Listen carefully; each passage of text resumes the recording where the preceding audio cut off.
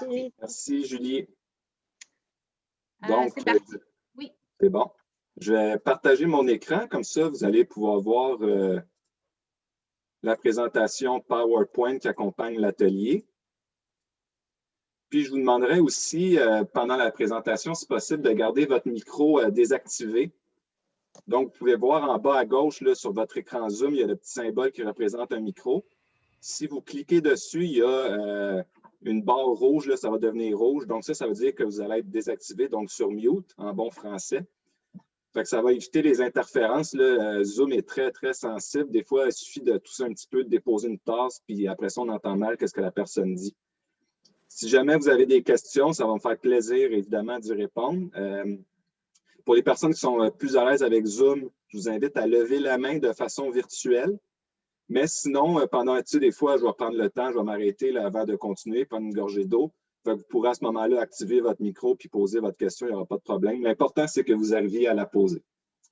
Donc, comme Julie a dit, je m'appelle Julien, je travaille pour Action Logement Lanaudière, puis c'est moi qui est responsable de notre projet pour la défense des droits des locataires aînés. Donc, c'est moi qui ai créé aussi l'atelier que je vais vous donner aujourd'hui. Pour les personnes qui ne nous connaissent pas à Action Logement Lanaudière, je vais juste nous présenter brièvement. Donc, on est un organisme communautaire, on existe depuis une dizaine d'années, puis on est actif dans toute la région de Lanaudière, donc pas seulement Joliette ou Berthierville ou bon. Et puis, notre mission, c'est de défendre et de promouvoir les droits des locataires. Donc, il y a toute une partie qui est ce qu'on fait aujourd'hui de sensibilisation, d'information, on donne des ateliers. Puis, il y a aussi une partie qu'on appelle les services individuels. Donc, on a 2 intervenants qui travaillent à temps plein. Et si jamais vous vivez des problèmes par rapport à votre logement, par rapport à vos relations avec votre propriétaire, si vous avez des questions, bien, vous pouvez appeler nos intervenants. Puis nos intervenants, ce n'est pas des avocats et moi non plus. Donc, on ne peut pas répondre à vos questions en vous donnant ce qu'on appelle un conseil juridique, c'est-à-dire en vous disant, hey, un conseil juridique, là, ça serait de dire, voici tel article de loi, donc tu dois faire telle chose, tu vas aller au tribunal et tu vas gagner ou tu vas perdre. Ça serait un conseil juridique. On n'en donne pas. Mais nous, on vous donne toute l'information pour que vous puissiez prendre par la suite par vous-même une décision éclairée. Donc, ça peut être des services très, très utiles, surtout si vous vivez des enjeux au niveau du logement. Donc, notre projet pour les locataires aînés, là, il existe grâce à une contribution financière du gouvernement du Québec via le programme qui s'appelle Québec Amis des aînés. Donc, c'était juste important de le mentionner avant d'aller plus loin. Donc, pourquoi cet atelier aujourd'hui sur le bail? Bien, premièrement, ça s'inscrit dans notre projet dont je vous ai parlé brièvement, là, qui s'appelle « À la défense des droits des locataires aînés ». Donc, nous, en tant qu'organisme qui défendons les droits des locataires, on s'est rendu compte que, comme partout ailleurs au Québec, là, dans Lanaudière, on a une population vieillissante. On a des locataires aussi qui est une population vieillissante. Puis, ça amène des enjeux spécifiques, des questions spécifiques. Donc, nous, notre but avec ce projet-là, c'est d'apporter une réponse spécialisée à ces questions-là. Puis, une grosse partie de notre travail dans le cadre du projet, ça a été de créer les ateliers, dont celui que je vous donne aujourd'hui. Puis, les ateliers, on n'a pas choisi des thèmes pour le fun parce que ça nous tentait d'en parler. On a fait circuler un sondage, un questionnaire avec plusieurs dizaines d'organismes communautaires dans la région. C'est comme ça qu'on a été capable d'identifier c'était quoi les questions qui revenaient souvent, les enjeux là, qui préoccupaient plus les locataires aînés. Donc, c'est pour ça qu'on a créé une série de 6 ateliers. Aujourd'hui, je vous donne le premier atelier sur le bail. Fait que c'est vraiment la base. Là, quand on commence avec un logement, la première chose qu'on fait, c'est de signer un bail. Mais il y a aussi d'autres ateliers, comme par exemple, comment on met fin au bail. Donc, ça se peut qu'aujourd'hui, il y ait des questions qui restent un peu en suspens. Je vais essayer d'y répondre dans la mesure du possible, mais ça se peut aussi des fois que je vous dise, bien, écoutez, j'aborde plus cette question-là dans un autre atelier. Et la beauté de la chose, c'est qu'avec le Centre d'action bénévole d'Autré, on va donner les 6 ateliers au courant des prochaines semaines. Donc, vous allez être capable d'avoir une réponse à vos questions, c'est sûr. Puis aussi, comme on enregistre les présentations, vous allez pouvoir aussi, si vous n'êtes pas disponible tel jour, là, vous allez pouvoir voir la formation en différé. L'atelier d'aujourd'hui, principalement là, sur le bail, pourquoi est-ce qu'on l'a créé? Bien, premièrement, on s'est rendu compte qu'il y avait des personnes qui n'avaient jamais vraiment vu ça, un bail, ou qui n'en avaient pas vu depuis plusieurs années. Donc, il y a une personne qui est là, qui me disait au début, ben moi, j'ai été dans ma maison toute ma vie, puis là, ben, je vais signer un bail bientôt. En fait, il y a beaucoup de monde dans cette situation-là.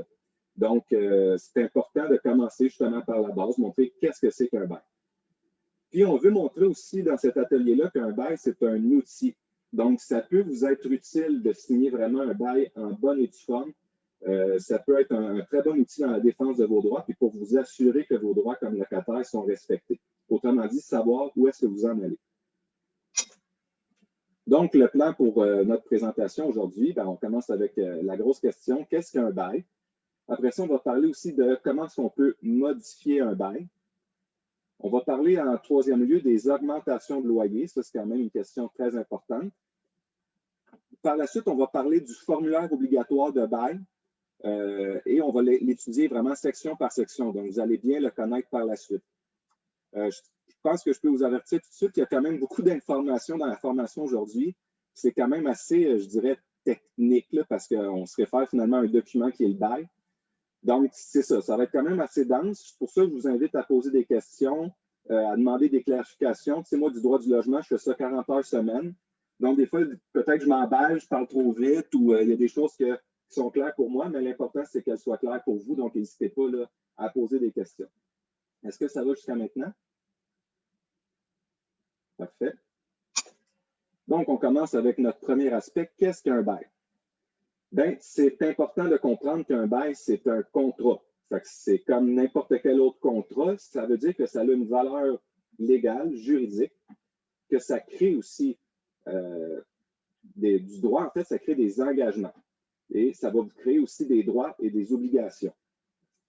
Donc, on a une espèce de rumeur là, qui dit qu'un bail pourrait, mettons que vous signez un bail aujourd'hui, bien, selon cette rumeur-là, vous auriez une dizaine de jours là, pour changer d'avis et dire « Ah non, finalement, moi, je ne veux pas signer ce bail-là, ça ne fait pas mon affaire. » C'est faux.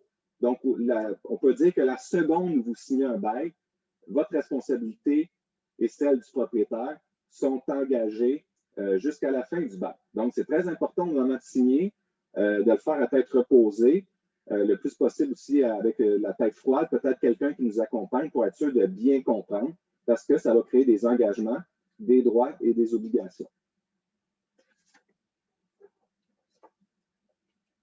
Maintenant, le bail, il peut être écrit ou il peut être verbal. Fait que je vais régler tout de suite le cas du bail verbal. Ce n'est pas nécessairement le bail idéal. On connaît tout le monde ici l'adage, je pense, les paroles s'envolent, les écrits restent, mais c'est vrai dans tout et surtout dans ce qui relève du droit, comme un bail, comme la location d'un logement. Mais le bail verbal, ça existe. Et quand vous avez une entente verbale avec quelqu'un comme quoi vous louez un logement, bien, c'est un bail. Et ce bail-là, hein, je vous le disais, quand vous signez le contrat, ça crée des engagements, des droits, des obligations. Bien, le bail verbal, il crée les mêmes droits et les mêmes obligations. Je vais vous donner un exemple. Ça nous arrive souvent, malheureusement, à Action Logement Lanaudière. On a des locataires qui nous appellent. Tu sais, je vous parlais de nos services individuels. Et les locataires nous disent « Hey, mon propriétaire, il veut me mettre dehors, puis je ne peux rien faire, je n'ai même pas de bail. » Bon, on leur dit toujours à ces personnes-là, vous avez un bail verbal. Ce n'est pas que vous n'avez pas de bail. Donc, le bail verbal crée les mêmes droits et obligations que le bail écrit. Est-ce que ça va pour le bail verbal ou il y a des questions? Donc, le mieux, c'est toujours d'aller vers le bail écrit. Je vais commencer par, si je peux dire, le moins bon. Ça serait un bail écrit sur n'importe quelle feuille que vous signez avec votre propriétaire. Donc, c'est sûr que ça a l'avantage qu'il y ait certaines conditions qui soient écrites, que ça soit mis sur papier, que vous ayez signé. Mais il existe surtout le formulaire obligatoire d'un bail de logement du tribunal administratif du logement. Donc, c'est un très long nom. Puis, je vais faire la parenthèse tout de suite. Le tribunal administratif du logement, c'est le nouveau nom de la régie du logement. Donc, on ne dit plus la régie, on dit le tribunal. Mais finalement, c'est pas mal la même chose. Donc, eux, qu'est-ce qu'ils ont fait? Ils ont créé un formulaire obligatoire. Ça existe, je pense, depuis les années 90. Et le formulaire obligatoire, c'est lui qu'on va étudier tantôt. Il contient à peu près tous les détails sur lesquels vous devez vous entendre avec votre propriétaire. Ils l'appellent formulaire obligatoire parce qu'ils veulent, en principe, que les gens s'en servent tout le temps. Mais comme je vous ai dit, un bail verbal ou un bail écrit sur un autre type de papier, ça a la même valeur légale. Seulement, le formulaire obligatoire, vous allez le voir, là, il comporte beaucoup d'avantages, puis il fait pas mal le tour de tout ce qu'il y a à voir, d'où l'importance de s'en servir. Le bail, ce n'est pas juste le formulaire obligatoire, ça va être aussi le règlement d'immeuble. Donc, le règlement d'immeuble va venir avec des règles encore plus précises. Par exemple, est-ce que vous avez le droit de mettre un barbecue sur votre balcon? Ça a l'air de rien, mais si le règlement d'immeuble vous l'interdit, bien, vous n'avez pas le droit. Est-ce que vous avez le droit d'installer des antennes paraboliques à l'extérieur? Ce genre d'affaires-là, souvent, c'est dans le règlement d'immeuble aussi qu'il va être question de savoir si c'est fumeur ou non fumeur, etc. Donc, le règlement d'immeuble, quand il y en a un, bien, il va être en annexe là, avec le bail et il faut le lire avant de signer le bail. Parce que vous ne pouvez pas dire « Ah, quand j'ai signé le bail, je savais qu'il y avait un règlement, mais je ne l'ai pas lu, on ne l'avait pas. » Ça ne marche pas, ça. Quand vous signez un bail, il faut avoir lu le règlement d'immeuble. En tout cas, vous êtes, comment je dirais bien ça, vous êtes, si jamais vous alliez devant un juge, bien, le juge dirait non, tu es supposé l'avoir lu avant d'avoir signé. Donc, cet argument-là ne fonctionnerait pas. Donc, très important de lire le règlement d'immeuble. Et aussi, le bail peut prévoir des services. Donc, il y a des services de base qui existent dans tous les logements, par exemple le déneigement, le chauffage. Ça va aller dans le formulaire obligatoire. Mais il y a aussi, par exemple, pour les personnes qui vont aller en résidence privée pour aînés, les fameuses RPA, bien là, il va y avoir d'autres services en plus qui vont être offerts. Par exemple, des repas, ça peut être même des soins de santé, le ménage, des activités. Ça va venir dans une annexe, ces services-là, qu'on appelle l'annexe 6. Ça va vous dire, c'est quoi les services, ils coûtent combien, on les paie comment, est-ce qu'on les paie, ils appellent ça à la carte, c'est-à-dire à chaque fois que je me sers d'un service, je le paye, ou je le paye au mois, que je m'en serve, que je ne m'en serve pas. C'est la même chose qu'avec le règlement d'immeuble. Si vous avez un annexe qui vous dit c'est quoi les services, c'est quoi leur coût, comment vous les payez, bien, il faut lire l'annexe avant de signer le bail parce que c'est inclus dedans. Donc, une fois que vous avez signé le bail, bien, vous avez signé l'annexe. Est-ce que ça va jusqu'à maintenant? OK, ça a l'air pas trop mal. Donc, dernier point pour cette diapositive-là, je voulais vous parler en fait des clauses abusives ou illégales. En fait, c'est des choses qui arrivent. Donc, le bail, qui soit verbal, écrit sur n'importe quel papier, encore moins le formulaire obligatoire, le règlement d'immeuble et les autres annexes, comme par exemple les annexes qui prévoient pour les services, ne peuvent pas contenir de clauses illégales ou de clauses abusives. Donc, je vous disais tantôt, mais si vous n'avez pas lu le règlement d'immeuble, une fois que vous avez signé le bail, vous êtes prêt avec, c'est vrai.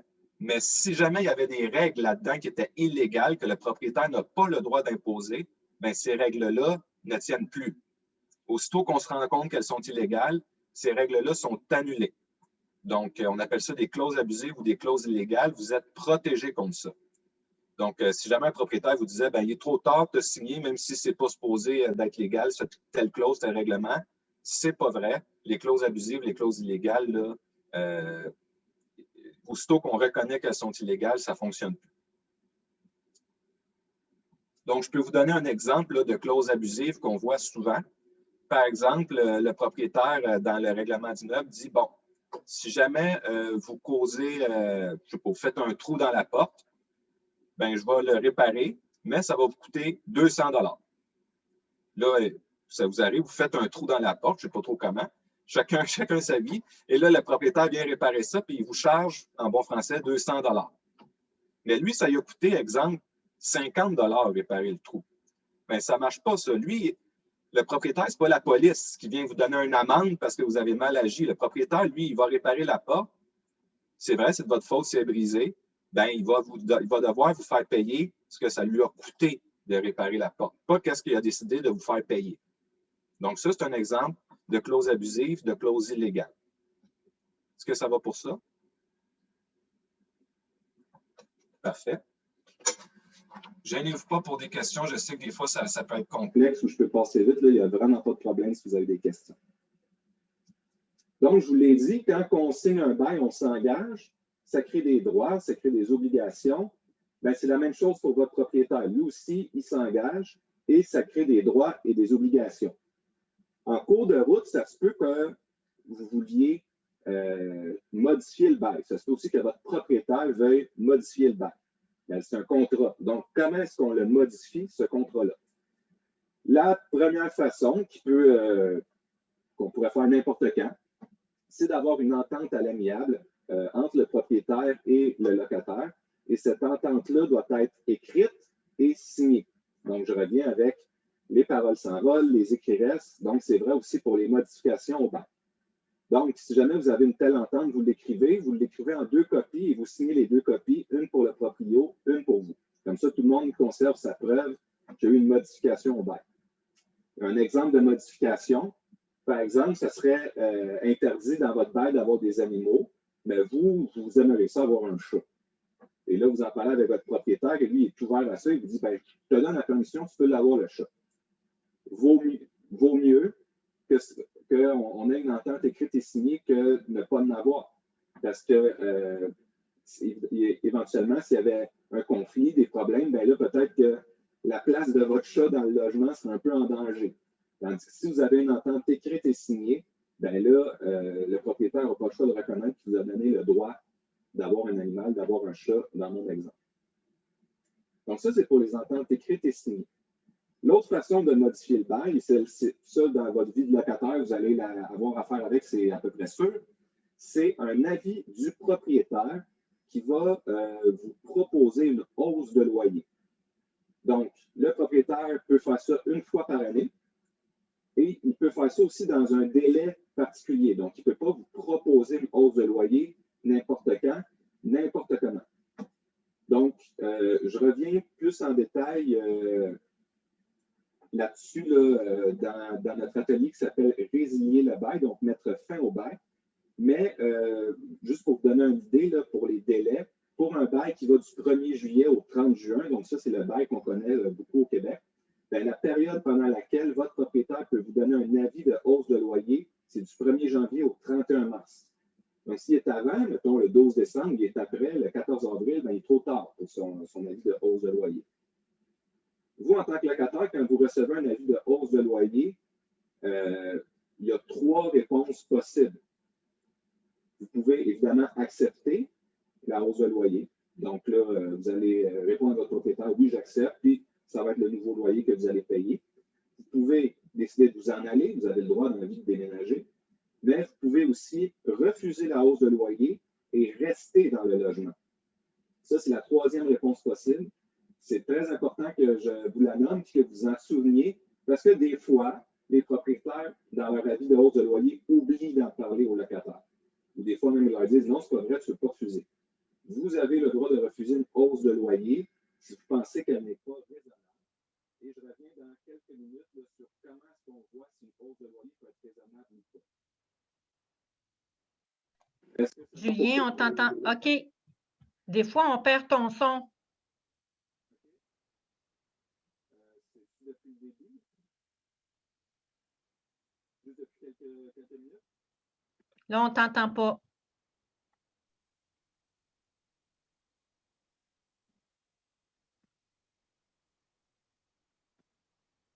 Peux-tu reparler, Julien? On n'entend pas. Oui, là, m'entendez-vous? Non. Non? Ben, de loin. Ah! Vous m'entendez de loin? Là, ben, c'est comme s'il y avait un mauvais contact à quelque part. Je ne sais pas comment ça fonctionne, là, ton son, mais... OK. Là, m'entendez-vous? Pas beaucoup. Je vais tester mon micro. Allô? Est-ce qu'on m'entend? Oups. Je vais le mettre sur pause, OK, pour l'enregistrement. Je m'excuse, problème technique. C'est pas grave, des choses qui arrivent, hein? Depuis 2020, on est tous rendus bien habitués avec ça. Je parlais là, de l'avis de hausse de loyer. J'ai dit qu'il y avait 3 réponses possibles. Donc, accepter, partir et refuser et rester dans le logement, donc refuser la hausse de loyer. Ça, je l'avais dit, vous l'aviez entendu? Parfait. Bien, je vais passer d'abord à mon point suivant. Donc, pas de modification unilatérale. Qu'est-ce que ça veut dire, ça? Bien, ça veut dire qu'un bon matin, votre propriétaire ne peut pas décider de changer une clause dans votre bail. Par exemple, vous aviez le droit des animaux, puis là, il vient vous voir et dit « Hey, tu n'as plus le droit à un animal. » Ça veut dire aussi inversement que vous ne pouvez pas vous lever un bon matin et décider de changer une clause dans le bail, par exemple. Vous n'avez pas le droit à des animaux. Vous allez voir votre propriétaire, vous lui dites « Hey, moi, à cette heure, je veux un animal, donc je change la clause du bail. » Donc, il faut s'entendre avant de modifier une clause dans le bail. Et mon dernier point, qu'est-ce qui arrive quand on perd des services, quand on perd des droits? Des services pour lesquels on paie normalement. Donc, je vais vous donner un exemple. Vous habitez dans un immeuble à logement qui a plusieurs étages et vous avez un ascenseur. Vous vous servez d'un ascenseur pour aller à votre logement. Et là, à un moment donné, l'ascenseur arrête de fonctionner et le propriétaire vous dit « Ben, moi, je ne réparerai pas l'ascenseur, il va falloir que vous preniez les marches à partir de maintenant. » Donc, à ce moment-là, vous perdez un service. Qu'est-ce qui se passe selon vous à ce moment-là? Est-ce qu'il y a des gens qui voudraient s'essayer à dire qu'est-ce qui pourrait se passer?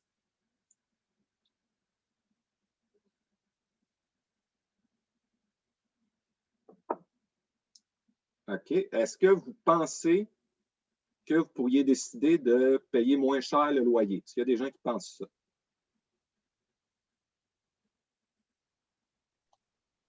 Soit que les micros sont fermés ou soit qu'il n'y a pas de réponse. Oui, c'est ça. Ben, j'ai vu des personnes hocher la tête quand je disais que le locataire pourrait payer moins cher. Non, jamais, jamais. Il faut toujours que vous payiez votre loyer au complet. Donc ça, j'espère que vous allez vous en rappeler. Là. Peu importe ce qui arrive, il faut payer votre loyer au complet. Puis je reviens à mon point précédent quand je disais pas de modification unilatérale. Ça inclut que vous ne pouvez pas, vous, du jour au lendemain, décider que vous allez payer moins cher votre loyer. Très important de toujours le payer au complet à la date prévue parce que sinon, on peut perdre notre logement très, très rapidement. C'est malheureux, mais c'est comme ça. Donc, dans mon exemple, vous aviez un ascenseur dans votre immeuble, l'ascenseur ne fonctionne plus. Et le propriétaire dit « Je ne peux pas le réparer, il n'y en a plus d'ascenseur. » À ce moment-là, qu'est-ce qu'un locataire peut faire? Bien, premièrement, il peut aller voir son propriétaire, puis lui proposer d'avoir une entente écrite et signée. Puis il dit, ben gars, j'ai plus d'ascenseur, mais je vais payer 20 $ de moins par mois. Si le propriétaire accepte, tant mieux, on a une entente écrite et signée, puis vous allez payer 20 $ de moins par mois. Mais s'il n'accepte pas, il faut que vous continuez à payer votre loyer au complet. L'autre recours à ce moment-là, si l'entente à l'amiable n'a pas fonctionné, je vous recommande à ce moment-là peut-être d'appeler Action Logement Lanaudière pour qu'on puisse en parler un peu plus de votre situation en particulier. Mais ce qu'il va falloir faire à ce moment-là, c'est d'aller au tribunal administratif du logement, donc la nouvelle régie du logement, pour, c'est pas poursuivre, là, mais pour demander au tribunal de faire en sorte que votre loyer vous coûte moins cher parce que vous avez perdu un service. Et là, vous allez passer devant le juge et le juge va décider si oui ou non vous devez payer moins cher. Si c'est le cas, la baisse de loyer qu'il va vous accorder va être rétroactive, c'est-à-dire que, mettons que ça prend 6 mois avant que vous passiez devant le juge. Bien, pendant les 6 mois, vous payez votre loyer au complet, tel que c'est prévu. Puis, bien, à ce moment-là, lorsque vous allez passer devant le juge, s'il dit bon, tu as le droit à une baisse de loyer de 20 $, bien, ça va valoir pour les 6 mois précédents. Donc, vous allez récupérer votre argent. Mais entre-temps, vous payez votre loyer au complet tout le temps à la date prévue. Est-ce que c'est bon? Je n'ai pas trop mélangé personne? OK, c'est bon. Je suis content de voir que vous m'entendez. Je vais toucher du bois pour que ça continue comme ça. Donc, chose promise, chose due, je vous avais dit que je reviendrai sur la question des hausses de loyer et des augmentations de loyer. Donc, je vous le disais, votre propriétaire vous envoie un avis de hausse de loyer. Il doit vous l'envoyer selon un délai particulier. Donc, la première chose à faire, c'est de vérifier est-ce que mon propriétaire est dans le bon temps pour m'envoyer ma hausse de loyer. Ça va dépendre de la durée de votre bail et de la date à laquelle il se termine. Mettons qu'il est dans le bon délai, bien là, vous dites, est-ce que c'est une hausse de loyer qui est raisonnable ou pas? Une chose qui est importante à savoir, c'est qu'un propriétaire ne peut pas faire une hausse de loyer, je dirais, selon sa fantaisie, selon son bon vouloir. Il ne peut pas dire, hey, moi, ça va être 50 $ de plus par mois, j'ai décidé que c'était ça, que c'est tout. Ce n'est pas de même que ça marche. Au Québec, on a des règles qui encadrent les hausses de loyer. Donc, c'est de ça qu'on va parler là, dans cette diapo-là. Puis, j'essaie de faire un peu l'impossible, de vous en parler en quelques minutes. Moi, j'ai passé des formations d'une journée entière sur cette question-là. Fait que je n'irai pas trop dans les détails, mais mon but, c'est de vous donner une idée du fait que ça se calcule, une hausse de loyer. Ce n'est vraiment pas quelque chose qu'on sort de notre chapeau. Donc, il y a quelques éléments à considérer pour calculer la hausse de loyer. Le premier, c'est l'indice du tribunal administratif du logement, donc l'indice de la Régie du logement. À chaque année, au mois de janvier, ils l'ont fait cette année, ça fait 2-3 semaines, le tribunal publie les indices de hausse de loyer. Donc, ils vont dire, pour un logement qui est chauffé à l'électricité, la hausse de loyer devrait être de 1 %. Pour un logement qui est chauffé au gaz, la hausse de loyer est de 0,5 %. Un logement qui n'est pas chauffé, la hausse est de 2 %. Là, je donne des exemples. Ça, c'est la base de la hausse du loyer. Après ça, il faut que vous rajoutiez les taxes. Les hausses de taxes municipales, les hausses de taxes scolaires. Donc, ça aussi, ça va jouer dans la hausse de loyer. Après ça, est-ce qu'il y a eu des travaux dans le logement ou sur l'immeuble? Selon qu'il y a eu des travaux, qu'il y en a eu dans le logement ou dans l'immeuble en général, ça va avoir un impact aussi sur votre hausse de loyer. Donc, on essaie de réunir toutes ces informations-là et puis on essaie d'estimer avec ça, est-ce que la hausse est raisonnable ou pas? Donc, nous, à Action Logement Lanaudière, quand je vous parlais de nos services individuels avec nos intervenants, en ce moment, c'est la grosse saison du renouvellement des baux du 1er juillet au 30 juin. Donc, il y a bien du monde qui vient nous voir et qui se demande si leur hausse de loyer est raisonnable ou pas. Donc, nous, on leur demande toutes les informations là, dont je viens de vous parler, le compte de taxes, est-ce qu'il y a eu des travaux? Bon.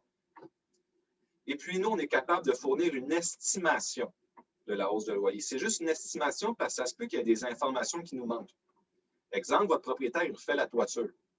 On ne sait pas, nous, si ça a coûté 40 000 ou 100 000 $. C'est sûr, ça va faire une grosse différence dans la valeur de la hausse de loyer. Mais nous, on va pouvoir estimer. Puis ce qu'on va voir, c'est, bien, si par exemple, votre propriétaire vous dit, hey, la hausse de loyer, ça va être de 40 $ par mois, puis nous, notre estimation, on arrive à 10 $ par mois, je pense qu'on va être capable de dire qu'il y a un petit problème. Mais si on arrive avec un calcul à 35, 30, 38 $, bien là, on est peut-être dans un jeu où c'est raisonnable. Fait que, comme je vous disais, nous, on ne donne pas de conseil juridique. Ça va être à vous de savoir si vous acceptez ou pas la hausse de loyer. Mais comme je disais, vous allez avoir une information éclairée, vous allez avoir une estimation pour savoir si ça a de l'allure ou pas d'allure. Ça va-tu avec ça? Je sais que c'est quand même pas évident. Parfait. Mettons qu'on se rend compte que la hausse de loyer n'a pas d'allure et vous décidez de la refuser. Qu'est-ce qui va se passer à ce moment-là? Première étape, votre propriétaire pourrait vous proposer de négocier. Donc, on s'entend sur une hausse de loyer qui satisfait tout le monde.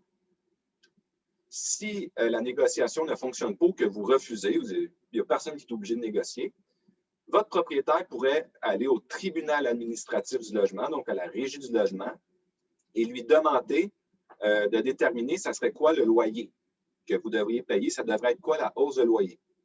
Donc, lui, le tribunal, il va dire au propriétaire, donne-moi toutes les informations dont j'ai besoin. Fait que le propriétaire va lui donner ses comptes de taxes, la facture, les factures des travaux, ses assurances, les frais de service, les frais d'entretien, etc.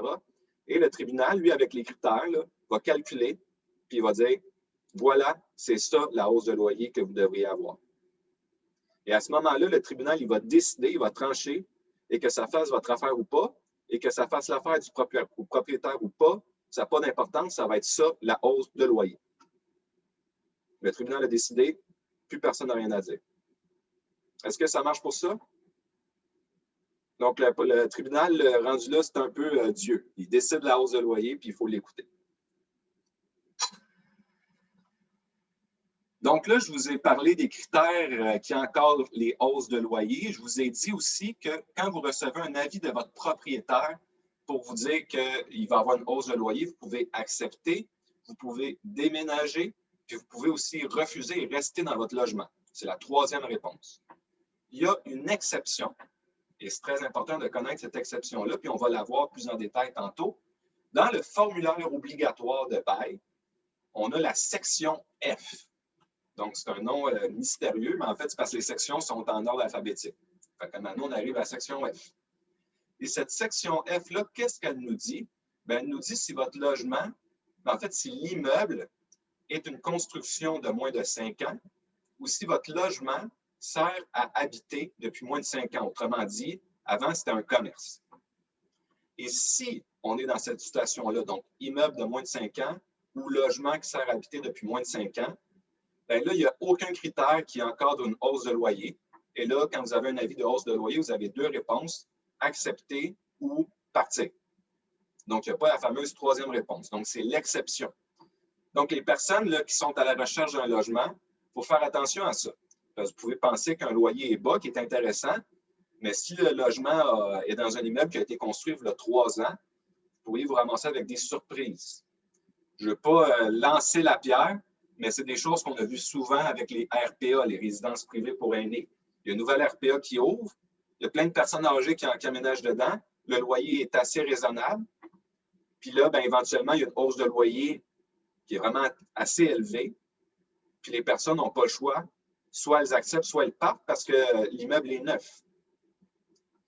Puis à ce moment-là, ben, les gens n'ont peut-être pas envie de déménager, donc sont obligés d'accepter la hausse de loyer. Donc, il faut être prudent. Je ne vous dis pas de ne pas signer un bail dans un immeuble pour un immeuble qui a moins de 5 ans, mais je vous dis qu'il faut que vous sachiez que ça se peut que vous ramassiez avec une hausse de loyer surprenante. Est-ce que ça va pour ça? Parfait. Donc là, on va aller explorer le merveilleux formulaire obligatoire de bail de la Régie du tribunal administratif du logement, excusez.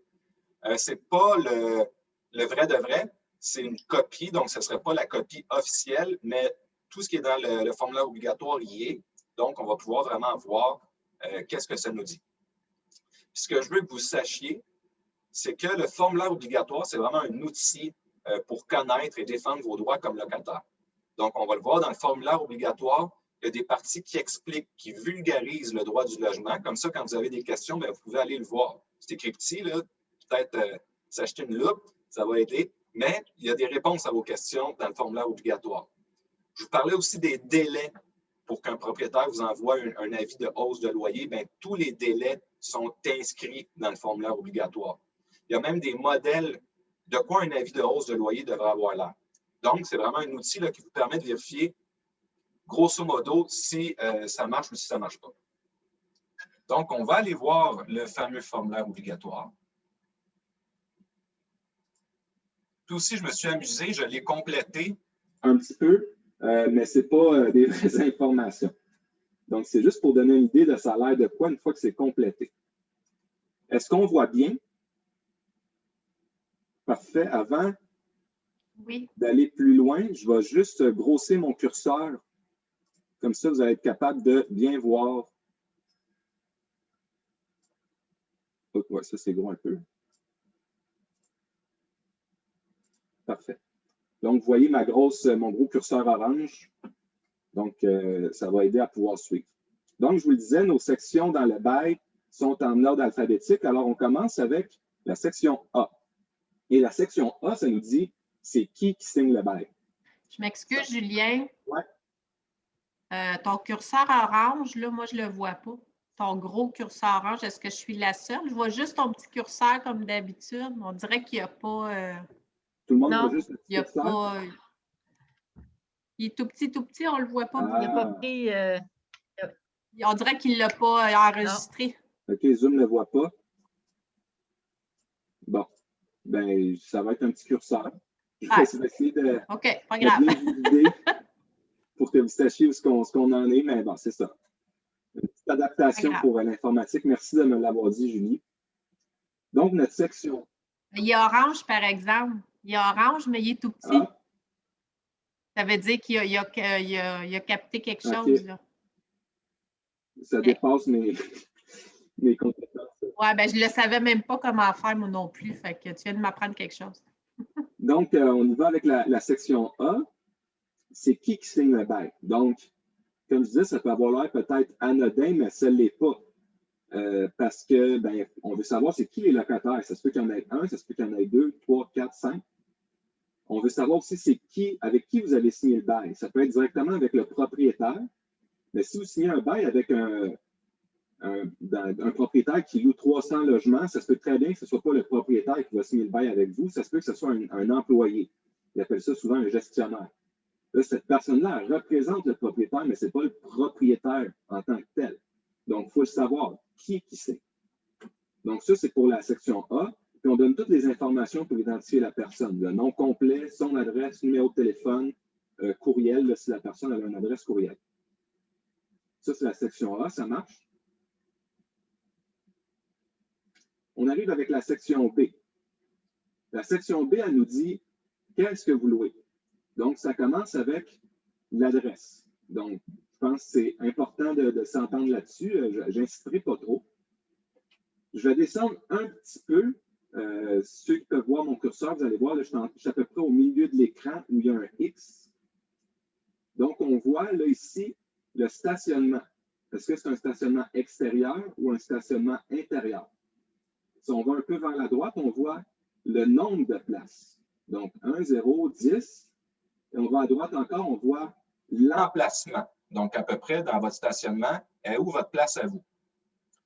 C'est pas rien, le stationnement. OK? Ça a l'air drôle de parler de ça, mais il y a bien des chicanes qui seraient évitées si c'était clair, cette section-là, dans le bail. Puis une chose qui est importante pour vous aussi, si vous avez 2 voitures, mais que dans votre bail, c'est prévu qu'il y a juste une place de stationnement, bien, il va falloir s'entendre. Il va falloir peut-être penser à quelque chose. Parce que peut-être que votre propriétaire va tolérer pendant 1 an, 6 mois, je ne sais pas, que vous stationniez 2 voitures. Mais éventuellement, mettons qu'il y a un nouveau locataire dans un autre logement et qu'il a besoin de sa place de stationnement, mais ça se peut que la 2e voiture, elle saute. Puis à ce moment-là, où est-ce qu'on la stationne? Dépendamment où ce qu'on vit, peut-être dans une région plus éloignée, c'est moins grave, mais dans plus un centre-ville, mettons le centre-ville de Berthierville ou de Joliette, ça peut peut-être poser problème là, avec la réglementation. Donc, important d'y voir. Juste en dessous aussi de stationnement, on a est-ce que j'ai une remise, un espace de rangement? Ça aussi, ça peut être important. On voit après aussi, est-ce qu'il y a est-ce que c'est meublé, semi-meublé? Donc, on va voir différents noms d'appareils, comme la cuisinière, four à micro-ondes, des commodes, des canapés, des chaises. Donc, ces objets-là vont être cochés. Aussi, là, par exemple, on voit avec les tables, les chaises, il va y avoir le nom. Donc, c'est important. Par exemple, si votre logement n'est pas meublé, puis quand vous signez le bail, vous voyez que c'est écrit que le lave-vaisselle est fourni, puis qu'il n'y en a pas de lave-vaisselle. Quand vous allez déménager, ça va peut-être causer des problèmes. Ça se peut que ce soit juste une erreur. Mais il vaut mieux s'entendre sur la vraie affaire dès le départ. Donc, s'il n'y a pas de lave-vaisselle de fourni, ben, on ne coche pas lave-vaisselle. Donc, c'est important de vérifier cette section-là. Je pense que je vous l'ai dit au début, là, quand on signe le bail, on s'engage. Donc, c'est important de le faire à tête reposée. Puis, idéalement, c'est avec quelqu'un d'autre qui prend le temps de le lire avec nous. Comme ça, on peut voir des erreurs comme ça ou des choses qui n'auraient pas d'allure. On va les identifier avant de signer. On descend un peu, on voit la section C. Donc, je suis toujours à peu près au milieu là, de mon écran. Et ça nous indique la durée du bail. Donc, on est très habitué au Québec avec un bail qui commence le 1er juillet et qui se termine le 30 juin. Donc, ça, c'est un bail de 12 mois. Mais ça se peut que vous ayez un bail de 6 mois. Ça se peut que vous ayez un bail de 8 mois, un bail de 3 mois. Ça se peut que votre bail ne commence pas le 1er juillet et ne se termine pas le 30 juin. Donc, la section C, elle va nous dire exactement qu'est-ce qu'il y en est, la durée du bail, la date de début, la date de fin. Puis, si on reste dans la section C puis qu'on va à droite, là, on voit un bail à durée indéterminée. Donc, un bail à durée indéterminée, en général, ça se renouvelle à chaque mois. Donc, on a juste le mois de début, mais on n'a pas le mois de fin. Donc, comme je vous ai dit ici, là, ben, surtout à gauche, là, pour le bail à durée fixe, on a la date de fin. Qu'est-ce qui arrive quand on arrive à la date de fin? Donc, exemple, vous avez un bail du 1er juillet au 30 juin. Qu'est-ce qui arrive le 30 juin?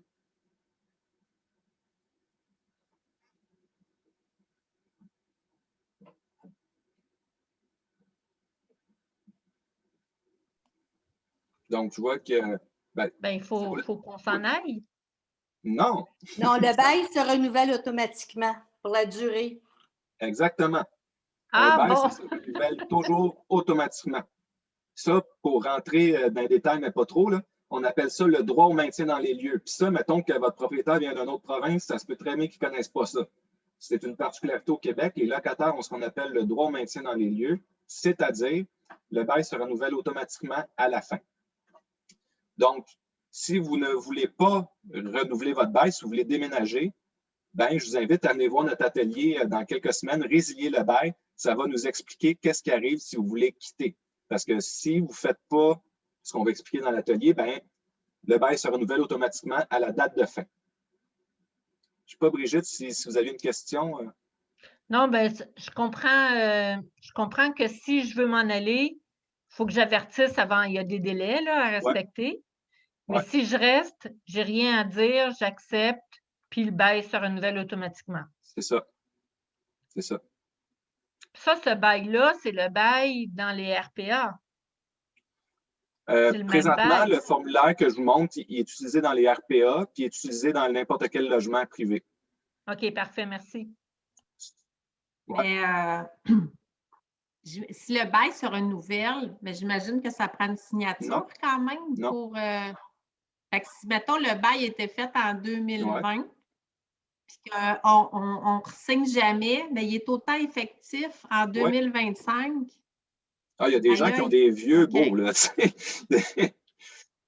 Des Ben, vieux c'est formulaires ça. de bail. Non, ça, je ne pensais pas. Je pensais qu'il fallait signer Non, à chaque année. Vous pourriez faire ça. Mais là, à ce moment-là, il faut être à votre affaire parce que si votre propriétaire, à chaque année, vous ramène un nouveau formulaire de bail obligatoire, ben, relisez-le avant de le signer, puis comparez-le avec l'ancien. Parce que ça se peut qu'il y ait des changements. OK. Oui, Brigitte? Oui, puis une fois que c'est signé, on ne peut plus. C'est ça. D'accord. Ouais. Julien, en fait, le bail, moi, ça fait 10 ans, mettons, je reste au même endroit. Fait que mon bail a 10 ans. Mais si j'avais apporté des modifications, il y aurait des annexes? Il y aurait. S'il y avait eu des modifications, ça aurait été des ententes. Donc, comme je le disais, il vaut mieux avoir une entente écrite et signée. Ça, vous gardez une copie pour le propriétaire, une copie pour vous. Donc, chacun dans ses dossiers avec le bail, vous gardez ça. C'est la même chose pour les avis de hausse de loyer. Il faut les garder ça d'année en année parce que c'est ça qui va vous donner votre loyer que vous payez pour vrai. Tu sais, mettons que vous signez un bail, quelqu'un qui aurait signé son bail en 2000, puis qui ont gardé le même formulaire, il n'y a rien qui a changé. Mais à chaque année, son propriétaire lui a envoyé une hausse de loyer. Donc, le bail en 2000, ça se peut que le loyer, ça soit 400 $ par mois. Aujourd'hui, c'est plus ça. Ça l'a monté entre-temps. Donc, c'est les avis de hausse de loyer qui vont nous dire on est rendu à combien aujourd'hui, puis on va même avoir un historique là, des hausses de loyer avec ça. Ah, mais c'est spécial, ça veut dire que ce n'est pas écrit sur le bail. Si on perd notre feuille, on n'a plus de preuves dans le fond, c'est ça? J'y arrive, là, mais quand on paie notre loyer, OK, tu veux dire que tu n'as plus de preuves que tu as signé un bail? Non, c'est que, mettons, le bail est signé, mais que le propriétaire donne un avis pour une augmentation de loyer à chaque année. Mais comme le bail, est-ce qu'il doit refaire un bail, lui, quand il nous fait une augmentation de loyer? Il n'est pas obligé, ça peut être juste vraiment une annexe que nous, on doit garder. OK. On va pouvoir regarder ça tantôt, voir de quoi ça a l'air un avis d'augmentation de loyer. Mais ce n'est pas un autre formulaire de bail. Donc, ça se peut que tu gardes ton même formulaire de bail pendant je ne sais pas combien de temps. Mais il faut garder les avis, puis les annexes, puis tout ça. Oui, c'est toujours mieux de garder vos papiers. Puis tant qu'il n'y a pas eu un nouveau formulaire de bail, puis comme je le dis, ça se peut que ce soit à vie, il faut le garder, là. C'est sûr. OK. Est-ce qu'on a d'autres questions sur la durée, le renouvellement du bail? C'est quand même, c'est assez important, c'est bon qu'on se soit arrêté. Oui?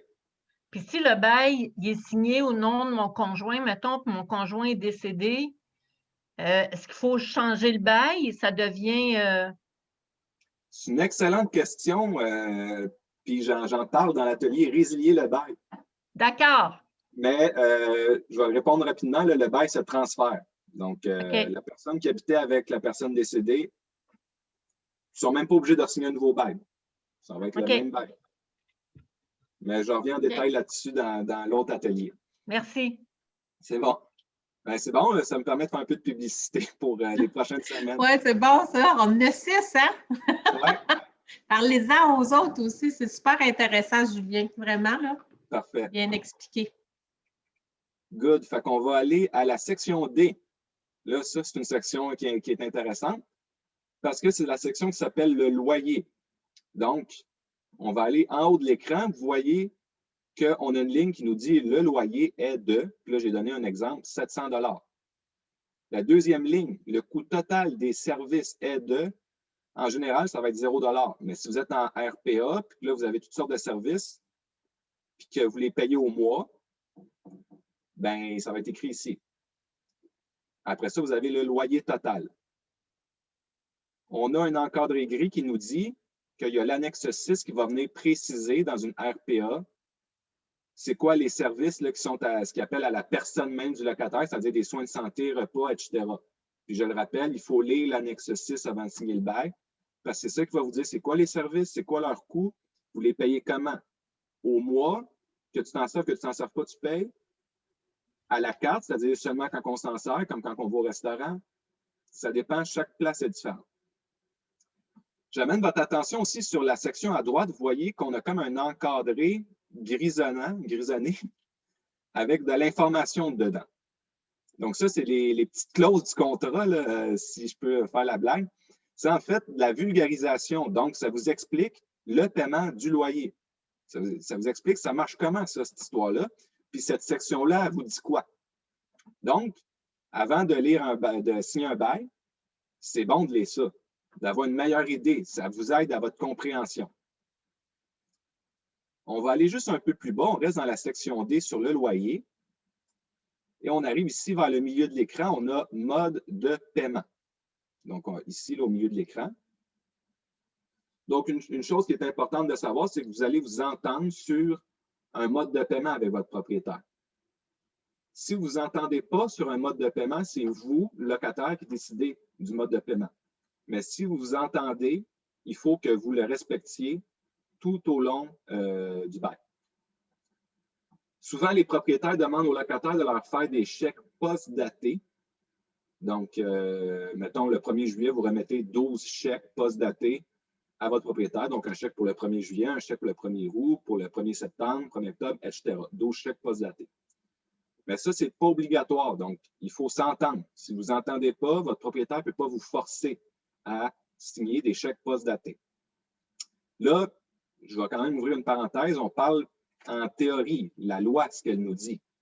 C'est sûr que si le propriétaire dit, ben si tu ne veux pas faire des chèques post-datés, je ne signe pas un bail avec toi, un peu mal pris. Mais une fois que le bail est signé, par contre, là, le propriétaire ne peut pas vous obliger à rien. C'est tout expliqué dans notre bel encadré gris à droite. Et on dit aussi, dernière affaire dans l'encadré gris, la preuve de paiement. Vous avez le droit d'exiger de votre propriétaire qu'il vous fasse un reçu. Que ce soit un bail verbal, un bail écrit, et encore mieux le bail obligatoire, là. Vous avez le droit d'exiger un reçu, une preuve de paiement, et vaut mieux exiger une preuve de paiement parce que sinon, ça peut devenir compliqué. Même si vous avez fait des chèques post-datés, ça se peut que votre propriétaire ne l'encaisse pas, ça se peut qu'il les perde. Là, à ce moment-là, ça devient difficile de prouver que vous aviez payé. Puis là, c'est encore plus vrai avec de l'argent comptant. Là, ça prend vraiment un reçu. Ça va avec la section D, Julie? Une petite question maintenant, pour les rapports d'impôt, c'est-tu le T31 là, le formulaire qu'on doit remettre comme quoi qu'on paye un loyer? Ça, ce n'est pas une preuve que tu l'as payé, c'est juste une preuve comme quoi qu'on a un loyer. Je voyais tes yeux, là, je pense que c'est de quoi je parle. Mais je te pose la question, puis je pense que je sais la réponse. Là. Je pense qu'on ne peut pas se servir de ça comme quoi que ça fait juste nous prouver qu'on a un loyer, mais ça ne prouve pas qu'on l'a payé au propriétaire. Je pense pas. Ma question n'était pas pertinente finalement. On va le couper au montage. On va le couper au montage. Je ne sais pas la réponse, fait que je vais m'arranger pour la trouver. Merci. Mais je pense pas. Oui. Une autre question? Oui, bon. Moi, j'ai signé un bail l'année passée, puis c'est un débit là, automatique à chaque mois. Ouais. Puis cette année, il me revient, puis il veut faire la même chose. Mais je me rends compte qu'il a coché pour qu'il puisse augmenter sans préavis le montant de mon loyer. Fait que je ne me sens pas très à l'aise, mais c'est vraiment assez habile intimidateur. Fait que au pire du pire, d'après ce que je comprends, comme je suis déjà en place, si je décide de ne pas signer son papier qui l'autorise à retirer un montant de mon loyer, puis sans préavis de prélever, il ne peut pas me mettre dehors, là. Votre propriétaire ne peut jamais vous mettre dehors par lui-même. C'est-à-dire, un propriétaire ne peut pas arriver dans votre logement et vous dire « Hey, je te mets dehors, je te mets, tu ne payes pas, peu importe. » Il faut qu'il vous amène au tribunal administratif du logement. Puis là, le tribunal va entendre la cause, puis il va juger. Puis c'est lui qui pourrait décider de vous mettre dehors, entre guillemets, là, passez-moi l'expression. Si vous ne payez pas votre loyer au complet, c'est à peu près sûr qu'il va vous mettre dehors, le tribunal. C'est une des causes qui est jugée le plus rapidement, c'est les non-paiements de loyer, puis sont implacables. Il manque 2 $ au loyer, puis tu peux perdre ton logement. Ce n'est pas des farces. Donc, mais si le loyer, c'est de 925 par mois, il prélève ça, puis là, ben, je ne sais pas, moi, comme au mois de juillet, il décide que pour X, Y raison, il prélève un montant de plus. S'il veut faire une hausse du loyer, il doit faire ce que je vous ai dit tantôt. Donc, il doit vous envoyer un avis écrit dans lequel il dit « Voici la hausse de loyer qu'il va y avoir. » Et vous avez le droit de l'accepter, de partir, et vous avez le droit de refuser et de rester dans le logement. Puis la hausse, ça ne s'applique pas. Mais là, il faut vérifier. Si vous envoyez un avis de hausse de loyer, si vous ne répondez pas, ça revient à accepter. Donc, je ne sais pas si vous envoyez un avis de hausse de loyer. Oui, ça va. Ça va. Puis ça hausse, là, je l'accepte. Je n'ai pas les moyens de déménager de toute façon. Ma question, c'est que sur le petit papier pour la Caisse des jardins, là, pour le débit, pour le débit mensuel, là, il y a comme le montant du bail. Puis là, c'est écrit, ce montant peut être majoré en autant qu'il y a un avis. Puis plus bas, il y a un avis de 10 jours. Puis plus bas, il dit « Je renonce à recevoir l'avis de 10 jours. »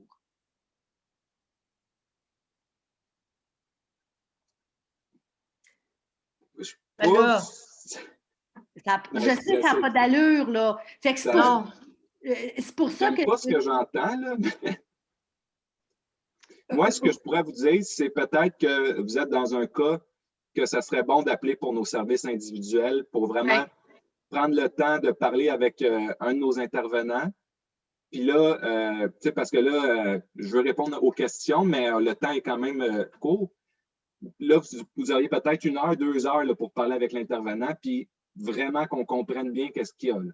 De montrer votre papier aussi, d'envoyer votre papier aussi pour voir exactement ce qui est écrit. Pour les cas qui sont plus personnels comme ça, si on voit vraiment qu'on ne peut pas répondre rapidement, je pense que c'est ce que je vous invite à faire, à communiquer avec Action Logement Lanaudière. La question est pertinente, par exemple.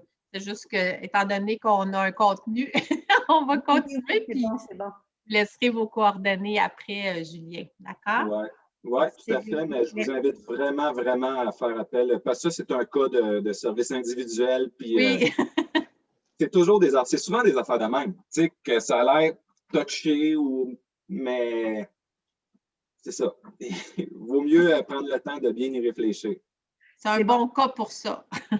Oui, en tout cas, oui, à la fin, c'est parce que j'ai déjà écrit à Action Logement, là, mais c'est bon, à la fin. Oui, vous pouvez rester un peu aussi, puis on en reparlera. Donc, la section D sur le loyer. Donc, si on a des questions, je vais les prendre, sinon on va continuer. Puis là, je vois qu'on va dépasser un petit peu là, notre temps, mais on achève le formulaire obligatoire. On arrive à la section E, il appelle ça « Services et conditions ». J'attire votre attention sur le haut de la section E, au haut de l'écran. On voit la mention qui dit « Un exemplaire du règlement de l'immeuble a été remis au locataire avant la conclusion du bail ». Et là, on donne la date à laquelle le règlement a été donné et aussi vous mettez vos initiales en tant que locataire. Donc, quand vous signez un bail, ça veut dire que vous avez vu le règlement. Là, c'est sûr que si vous mettez la date, vous mettez vos initiales, vous signez le bail, mais vous n'avez pas lu le règlement, vous ne mettez pas des chances de votre bord. Disons-le comme ça. Oui, Julie? Il y en a-tu qui n'ont pas de règlement de l'immeuble? Ça se peut très bien. Et s'ils n'en ont pas? À ce moment-là, c'est sûr que cette section-là va être vide. OK, d'accord. Mais effectivement, ce serait une belle amélioration au formulaire obligatoire qui a une coche cocher oui, cocher non, à savoir s'il y a un règlement d'immeuble. Comme ça, on est sûr de s'entendre, mais bon. Oui, OK. Dans la section 1, on continue, on voit travaux et réparations. Donc, il y a des travaux qui peuvent être avant la délivrance du logement et des travaux qui peuvent être apportés en cours de bail. si vous visitez un logement qui a des rénovations à apporter, puis que le propriétaire vous dit « Oui, oui, je vais réparer l'évier de la cuisine », ça, on appelle ça une promesse verbale. En droit, ça ne vaut pas grand-chose. Je ne dis pas que ça vaut rien, ça ne vaut pas grand-chose. Donc, les paroles s'envolent, les écrits restent. Si votre propriétaire vous promet de faire des rénovations avant de vous installer ou pendant que vous allez être dans le logement, on les écrit dans la section E. C'est très important. Comme ça, là, on a des écrits, des preuves. On descend dans la section E et je vais arriver à la toute fin de la section E, qui est une partie importante, en fait, services, taxes et coûts de consommation. Donc, on a toutes sortes de choses, l'électricité, le chauffage, le déneigement. Et à côté, on a une colonne locataire, ça veut dire propriétaire, une colonne locataire. Et là, on va cocher. C'est qui s'occupe de payer l'électricité pour le chauffage? C'est qui s'occupe de louer le chauffe-eau? C'est qui s'occupe des taxes d'eau? C'est qui s'occupe du déneigement? Quand je disais tantôt qu'un bail, ça crée des engagements, ça crée des droits et des obligations, toutes ces choses-là sont cochées dans la ligne, la colonne des locataires. Ça devient vos obligations. Là, je prends quand même le temps de le dire parce que c'est une question qui est revenue pour nos ateliers sur les locataires aînés. On parlait du déneigement. Et là, des situations où le locataire est responsable du déneigement de tout le stationnement. Puis là, la personne n'est plus capable de le faire. C'est sûr que vous pourriez vous entendre avec votre propriétaire, puis je vous le souhaite. Mais il n'y a rien qui l'oblige à ça. Puis je vous disais, un bail que vous avez signé il y a 20 ans, s'il n'y a pas eu de modification, il est bon encore. Donc, si vous êtes responsable ici là, du stationnement, du déneigement du stationnement, puis que vous n'êtes plus capable de le faire, puis que le propriétaire ne veut rien savoir, il va falloir trouver une façon d'y arriver. Peut-être payer un déneigeur, mais là, c'est vous qui allez le payer, pas le propriétaire. Donc, être prudent avec cette section-là, c'était très important. Et ça se termine avec, c'est un peu fourre-tout, cette section-là. Est-ce qu'on a un droit d'accès au terrain? Oui, non. Préciser, donc, quel espace, hein, en arrière, en avant. Est-ce qu'on a le droit de garder des animaux? Oui ou non, préciser. Donc, dans l'exemple, j'ai mis un chat, mais ça pourrait être 2 chiens. Mais dans mon exemple, j'ai écrit un chat. Un chat, je ne veux pas dire quelque chose qui est évident, mais un chat, c'est un chat. Il y a bien des gens qui ont le droit à un chat, ils en ont 2. Mon frère, il faisait ça. Puis quand le propriétaire venait ramasser son loyer, il fallait qu'il cache un chat. Mais tu sais, si c'était fait pogner, ça pourrait être bien niaiseux. Ouais. De perdre un logement à cause d'un chat. Ben, si vous aimez bien les chats, je m'excuse d'avoir dit ça. C'est sûr que je sais qu'il y a des gens qui sont mais respectez ce qui est dans le bail. Ouais. Donc, on va continuer. On arrive à la section F. C'est celle-là dont je vous parlais tantôt, qui va nous donner une exception. L'immeuble a moins de 5 ans ou le logement sert à habiter depuis moins de 5 ans. À ce moment-là, les hausses de loyer ne sont pas contrôlées. Donc, cette section F-là, il faut la regarder. Je dirais, ben là, on est pour la MRC d'Autré, là, je suis moins au courant, mais pour Joliette, disons que c'est plus rare les immeubles de moins de 5 ans, là, mais ça se pourrait. Donc, il faut être prudent, il faut voir à son affaire. Mais les RPA, il y en a beaucoup là, qui sont récentes, là, puis c'est là qu'il y a des abus. Là. Tout à fait. Fait que non, la section F, on la saute pas là, quand on lit notre bail. Puis là, on arrive à la section G, la section préférée des comités logement comme Action Logement Lanaudière, la section AI des propriétaires. La section G, elle nous indique c'était quoi le loyer du locataire avant nous. Donc, on le voit ici, là, au milieu de l'écran à peu près, on a, tu sais, c'est sur une ligne comme quasiment dur à voir, là, c'est pas très bien fait, mais qu'est-ce que vous voulez, c'est ça le formulaire. Et là, on voit que l'ancien loyer payé par l'ancien locataire était de 690 $. Dans mon exemple, plus haut, je ne reviendrai pas, mais j'avais écrit que le loyer était de 700 $. Donc, la hausse entre les deux locataires, elle a été de 10 $. Ça se peut que ce soit un peu plus que ce qu'il aurait dû, là, mais mettons pour l'exemple, on peut dire que c'est quand même raisonnable. Mais on a des situations que l'ancien loyer était de 500 $, puis le nouveau est de 700 $. Ça fait une grosse hausse, là. C'est une grosse marge. Ce qu'il faut savoir, c'est que les règles qui encadrent la hausse de loyer entre 2 locataires, c'est les mêmes que si c'est le locataire qui reste. Donc, je parlais tantôt des critères là, qui nous permettent de calculer une hausse de loyer. C'est tout le temps ça qui s'applique, même entre 2 locataires. Donc, s'il y a une grosse différence, il faut se poser des questions. Et là, je n'entrerai pas dans les détails parce que c'est quand même, je dirais, touché, excusez-moi. Mais dans l'encadré gris à droite, là, on parle. Là, si c'est pas, des fois, ce n'est pas la bonne information qui est écrite, ce n'est pas le bon loyer. Des fois, on s'en rend compte, c'est écrit justement 500 $, puis le nouveau loyer de 700 $. Qu'est-ce qu'on fait? C'est écrit dans la section à droite. Puis je dirais aussi, rapidement, en moins d'une semaine, on appelle Action Logement à la Naudière. Donc, j'ai Julie. Exemple, moi, j'ai une de mes tantes qui habite à Montréal depuis 30 ans, dans le même logement. Ouais. Et son loyer, elle paye vraiment, vraiment, vraiment pas cher. Ben ouais. Fait que là, si, mettons, le nouveau, ça se peut qu'elle s'en aille, mais le propriétaire, il avait dit que le loyer va augmenter beaucoup, justement. Est-ce que de récupérer les années qu'il n'y a pas eu d'augmentation, c'est un bon argument? Non. Même s'il n'y a pas eu de rénovation en tant que tel, il n'y a pas eu de… Non, les hausses de loyer, les critères s'appliquent pour l'année. OK. Tu ne peux pas dire, il y a 10 ans, j'ai refait le toit puis je ne te l'ai pas chargé, là, je vais te le charger. Oui, c'est ça. Non, hein, c'est ça. Okay. Le propriétaire, il est passé à côté de sa shot. C'est lui qui aurait dû augmenter un petit peu. Oui, puis il avait le droit. C'est sûr que moi, en tant qu'employé d'Action Logement à la Naudière, je ne l'encouragerais pas, mais il a le droit. C'est à lui de voir son affaire. Mais s'il ne l'a pas monté pendant 30 ans, il ne peut pas le monter d'une shot. C'est pas un argument. OK, c'est bon. Mais s'il a mis des travaux de 500 000 sur l'immeuble, c'est sûr que les loyers vont monter quand même beaucoup. Oui. Il faut s'entendre. Ça dépend de la situation. Mais s'il veut rattraper le temps perdu, il est perdu le temps, il est trop tard. OK. On arrive à la fin, c'est la section H. Puis ça a l'air anodin, mais ça ne l'est pas, c'est les signatures. Donc, tout le monde qui veut être locataire doit signer. Donc, on a vu dans la section A, il y a les noms de tout le monde avec les coordonnées comme on peut les identifier. Mais il y a de la place juste pour 2 locataires. Là, c'est une chose qui arrive moins pour les locataires aînés. C'est plus souvent les étudiants qui sont colocataires qui peuvent être nombreux, mais ça peut arriver. Là, il n'y a pas d'âge pour être colocataire ou pas de n'avoir. Donc, quand on est plus que 2, ben, il faut que les personnes supplémentaires signent aussi le bail. C'est très important. Si elles ne signent pas le bail, elles sont occupantes, les personnes. Elles ne sont pas locataires. Ça ne les empêche pas de vivre dans le logement, mais ils n'ont pas la fameuse relation juridique, là, le bail qui crée des engagements, des droits, des obligations. Mais aussitôt qu'ils signent, là, ils l'ont.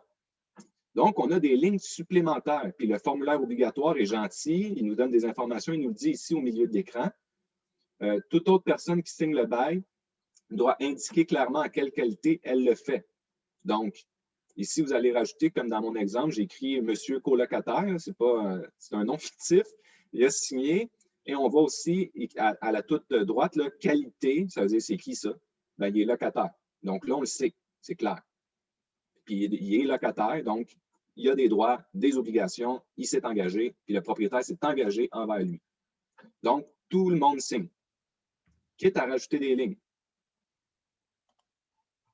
Question. Oui. Est-ce qu'il faut avoir 18 ans pour signer un bail? C'est une très bonne question. Je prends une note. Parce que des fois, c'est les parents qui signent pour l'enfant. Oui. C'est un étudiant ou… Ben, je sais qu'il y a les mineurs émancipés. Ça, je pense que c'est après 14 ans ou peut-être après 16 ans.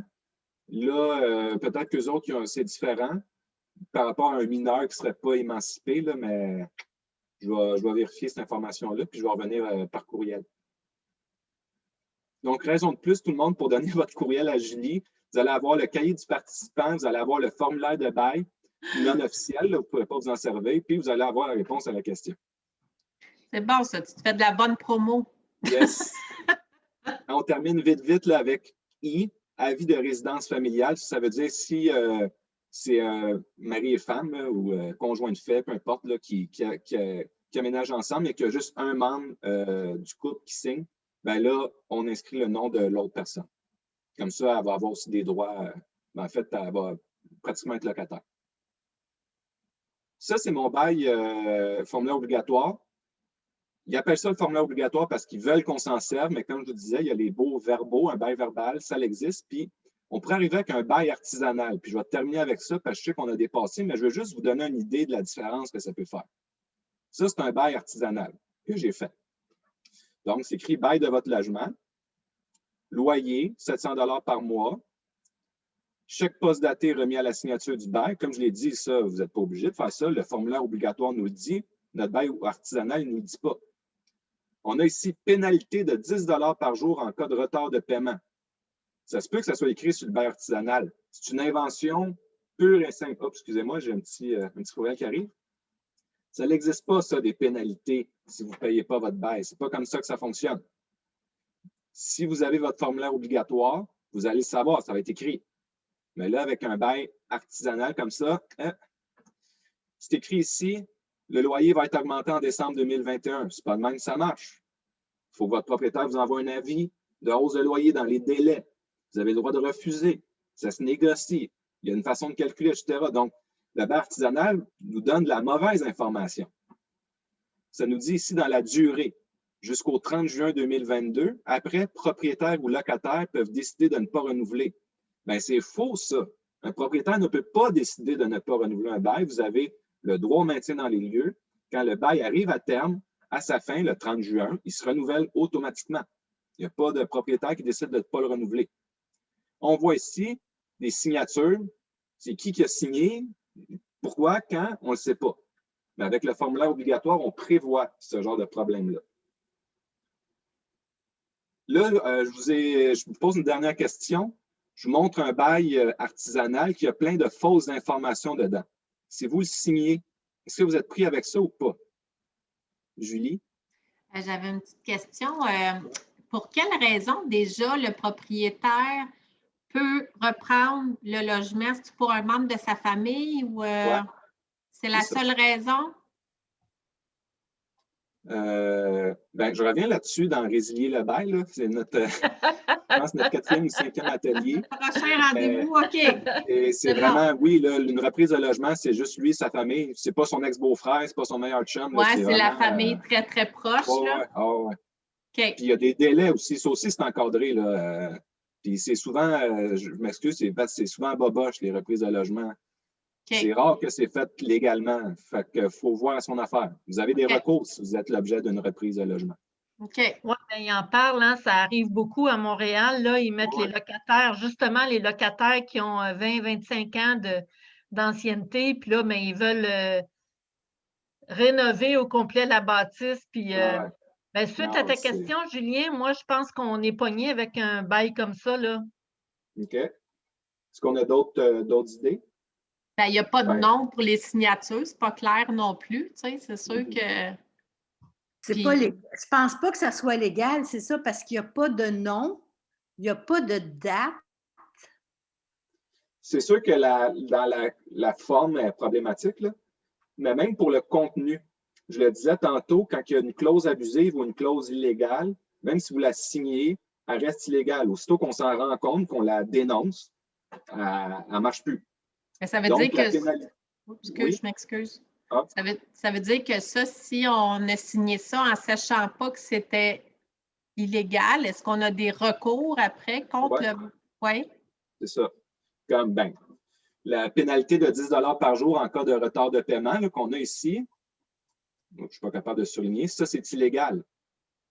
Donc, ça ne marche pas. Même si vous l'avez signé, vous êtes protégé contre ça. OK. Augmentation de loyer en décembre 2021, je suis moins sûr, mais je pense qu'il y a des bonnes chances que vous soyez protégé. L'histoire que le propriétaire pourrait décider de ne pas renouveler, ça, c'est sûr que ça ne marche pas. Ça, c'est illégal complètement. Donc, vous êtes protégé. C'est sûr que c'est du cas par cas, toujours. Il vaut mieux vérifier. Mais quand vous signez une clause abusive, c'est vraiment droit du logement. Puis pour les autres domaines de droit, je ne suis pas un spécialiste, je ne sais pas, mais en droit du logement, une clause illégale, aussitôt qu'on se rend compte qu'elle est illégale, elle finit. Oui, mais Julien, c'est quand même un bail. C'est quand même une entente écrite. Les portions qui ne sont pas vraies, c'est correct, mais tu as quand même un bail qui dit que ça coûte 700 $ par mois. Oui, c'est ça. Tout à l'heure, tu disais, on peut avoir une entente verbale, une entente écrite ou une entente écrite boboche sur n'importe quoi, c'est ça? C'est ça. Fait que ça, c'est ton entente boboche. Tu as un bail, tu as ton logement. Mais les choses, fait que ça, c'est correct. Mais les choses illégales dedans, elles ne fonctionnent pas. Aussitôt qu'on s'en rend compte, elles tombent. Parce que dans les autres ententes, ce n'est pas nécessairement illégal. C'est une entente entre deux personnes. Mais là, il y a des... C'est ça, tant que ce n'est pas illégal, c'est correct dans le fond, c'est ça?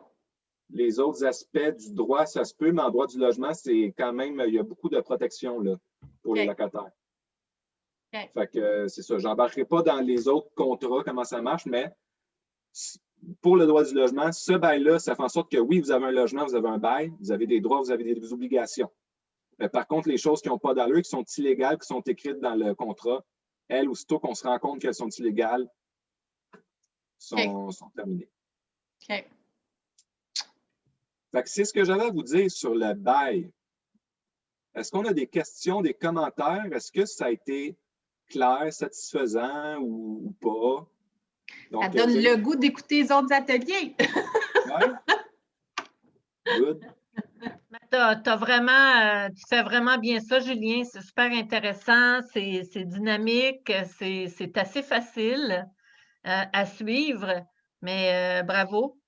Parfait, ben merci, c'est gentil. Oui, merci beaucoup. Le support du PowerPoint, tu sais, quand tu es visuel, ça aide à occuper les yeux pendant que les oreilles écoutent, là. Good. Oui? Ce que j'aime aussi, c'est les exemples que tu donnes. Oui. J'arrivais tout le temps. Ben, parle-moi d'un. Puis là, tu arrivais avec un exemple. Ça, c'est vraiment tangible. On s'y reconnaît plus. Oui, puis on ne se sent pas perdu parce que le langage est familier. On comprend bien. C'est pas parce que ça peut être complexe, mais c'est pas. Tu sais, ça s'écoute bien, ça se comprend bien, puis t'explique bien. Tu connais ta matière aussi. Donc, c'est. Parlez-en, c'est super intéressant. Même moi, ça me concerne plus ou moins, mais j'ai trouvé ça super intéressant. Fait qu'on va être là aux prochaines semaines. Oui, il y en a 5 encore. Il en reste 5. Si vous ne pouvez pas être là, comme je vous ai dit, vous restez en contact avec moi. Je peux vous l'envoyer par courriel ou vous donner le lien quand ça va être sur Internet ou tout ça. OK. Là, Julien, tu nous as envoyé le sondage? Oui, dans le chat, peut-être c'est écrit « Conversation pour vous » si vous cliquez là-dessus. Il y a un lien. Puis si vous cliquez sur le lien, ça va vous amener à un sondage. Donc, c'est un sondage rapide. C'est pas obligatoire. C'est anonyme. Puis c'est pour nous aider là, à savoir qu'est-ce que vous pensez des ateliers pour qu'on ait un suivi là, de l'appréciation que vous avez. Puis, je vais aussi vous mettre notre numéro de téléphone. Donc, il y avait quelqu'un qui avait des questions peut-être plus personnelles. Ça se peut aussi qu'il y ait d'autres personnes qui aient des questions plus personnelles, plus complexes. Donc, n'hésitez pas à nous appeler. 450-394-1778 et le numéro sans frais, c'est 1-855-394-1778. Julie aussi vous a donné au début son adresse courriel. Donc, si vous lui envoyez un courriel, elle va vous envoyer le cahier du participant et de la participante, aujourd'hui c'est des participantes.